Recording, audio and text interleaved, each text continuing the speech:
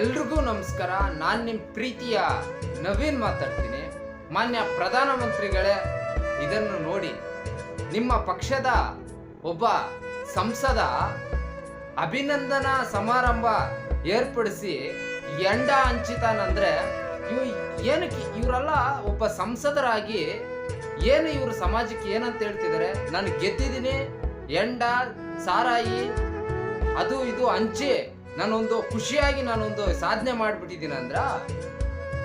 ಮಾನ್ಯ ಪ್ರಧಾನಮಂತ್ರಿಗಳೇ, ಈ ಕಡೆ ನೋಡಿ, ನಿಮ್ಮ ಚಿಕ್ಕಬಳ್ಳಾಪುರದ ಸುಧಾಕರ್ನ ಒಂದು ಅವತಾರ ಇವತ್ತು ರಾಜ್ಯಾದ್ಯಂತ ಮೀಡಿಯಾಗಳಲ್ಲೆಲ್ಲ ಆ ಎಂಡ ಸಾರಾಯಿ ಹಂಚ್ತಾ ಇರೋದು ನೋಡ್ತಾ ಇದೀವಿ.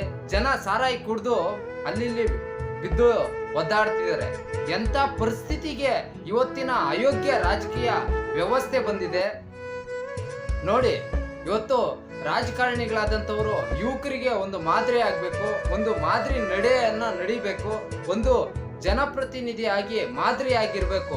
ಆದ್ರೆ ಅಭಿನಂದನಾ ಸಮಾರಂಭ ನಡೆಸಿ ಇವರೇ ಎಂಡ ಸಾರಾಯಿ ಹಂಚಿ ಕುಡ್ದು ಕುಪ್ಪಳಿಸ್ತಾರೆ ಜನಗಳಿಗೆ. ಅಂದ್ರೆ ನೀವು ಎಷ್ಟು ಮಾತ್ರ ಅಭಿವೃದ್ಧಿ ಮಾಡ್ತೀರಿ? ನಿಮಗೆ ಓಟ್ ಹಾಕಿದ್ರಲ್ಲ ಅವರು ಒಂದು ದೊಡ್ಡ ಗಿಫ್ಟ್ ಕೊಟ್ಟಂಗೆ ನೀವು ಗೆದ್ದ ತಕ್ಷಣ ನಾಚಿಕೆ ಆಗ್ಬೇಕು. ಮಿಸ್ಟರ್ ಸುಧಾಕರ್ ಅವರೇ, ಒಬ್ಬ MP ಆಗಿ ಒಬ್ಬ ಇವರಾಗಿ ಈ ತರ ಕೆಲಸಗಳು ಮಾಡ್ತೀರಾ ಅಂದ್ರೆ, ಮಾನ್ಯ ಪ್ರಧಾನಮಂತ್ರಿಗಳೇ, ದೇಶ ಪ್ರೇಮ ಅದು ಇದು ಮಾತಾಡ್ತೀರಾ.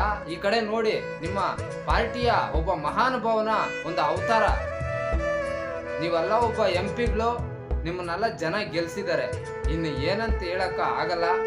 ಜನ ಬದಲಾಗಿ ಈ ಭ್ರಷ್ಟರು ಅಯೋಗ್ಯರಿಗೆ ಚುನಾವಣೆಯಲ್ಲಿ ಓಟ್ ಹಾಕೋದ್ ನಿಲ್ಸಿ ಪ್ರಾಮಾಣಿಕರಿಗೆ ಓಟ್ ಹಾಕಿ.